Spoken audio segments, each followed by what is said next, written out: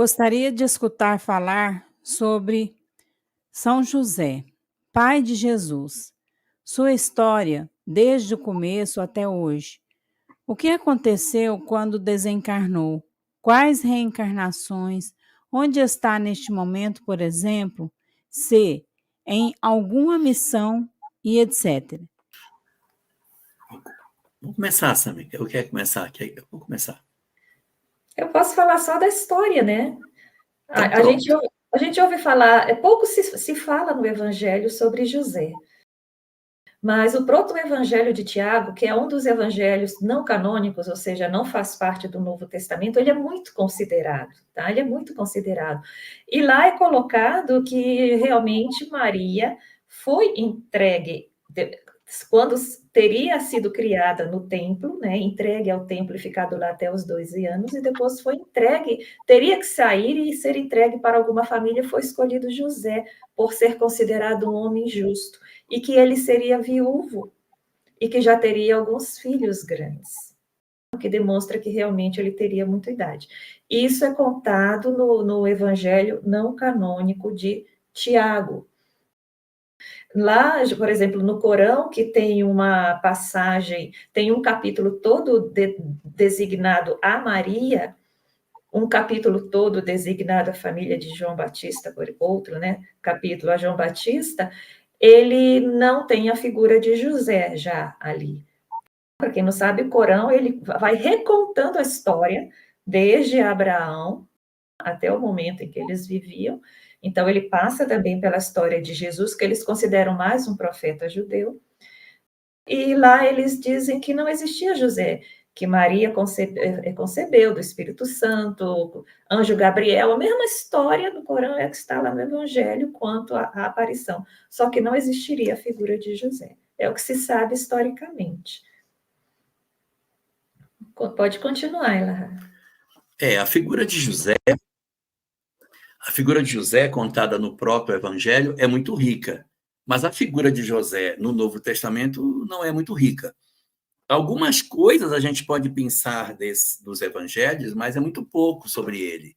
Mas é possível que a gente observe nessa leitura, principalmente do Evangelho de Lucas, que quando o anjo aparece para José, dizendo para que ele não mandasse Maria embora e que casasse com ela, ele não se assusta com o anjo como Maria se assusta, o que dá a entender que ele já era acostumado a lidar com manifestações dessa natureza.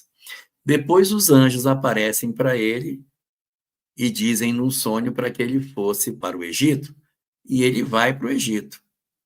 Quando ele chega no Egito, ele se estabelece, ele é carpinteiro, ele não é funcionário público, ele tem que conseguir clientela, deve ter passado um perrengue danado lá, mas ele se ajeitou, e depois de ter vivido essa experiência, quando ele já tinha conseguido a clientela, o anjo aparece e diz, agora vai embora, porque quem queria matar a criança já faleceu, que é Herodes o Grande. Aí ele desmonta e vai embora de lá. Então ele tem uma percepção muito clara daquilo que a espiritualidade dita para ele. Ele vai e ele vem. Ele ouve as manifestações e é obediente nesse sentido. Então, é uma característica de José. E essa característica foi muito importante pelo fato de que ele assim agiu para proteger Jesus e Maria. De certa maneira, sem a figura obscura pelo Evangelho de José, talvez Jesus nem tivesse resistido, porque eram muitos interessados em matar a criança.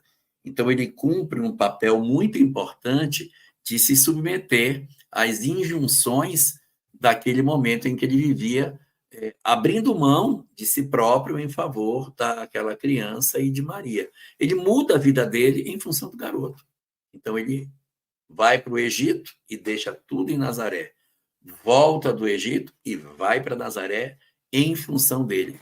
É, portanto, um espírito extremamente vocacionado para o ato de proteger. Com relação a ele em encarnações subsequentes, não conheço nenhum dado sobre isso. Não tenho nenhuma notícia, não conheço nenhuma obra segura que nos ofereça alguma informação, até porque seria muito difícil a gente dizer, isso aqui é verdade. Eu não tem como fazer essa medida, não tem como saber. Ainda que seja por um médium seguro, a gente sempre vai dizer, sim, mas foi dito por alguém, mas não há uma garantia sobre essa questão, e, portanto, uma percepção que se tira disso é porque a gente não sabe também onde José se encontra nesse momento. Sabe-se apenas que ele foi importante na infância de Jesus, no processo de proteção a Maria durante esse período. E ele, muito provavelmente, teria desencarnado tempos depois, porque quando chega o momento da crucificação, Jesus diz para João, mulher, eis aí teu filho, filho, eis aí a tua mãe. Se ele diz isso, é porque ela não tinha ninguém para cuidar dela. Então, não havia José e, dentro dessa hipótese, não havia também irmãos para cuidar de Maria, e ele tem que, então, deixá-la aos cuidados de João, que não era diretamente filho, irmão dele.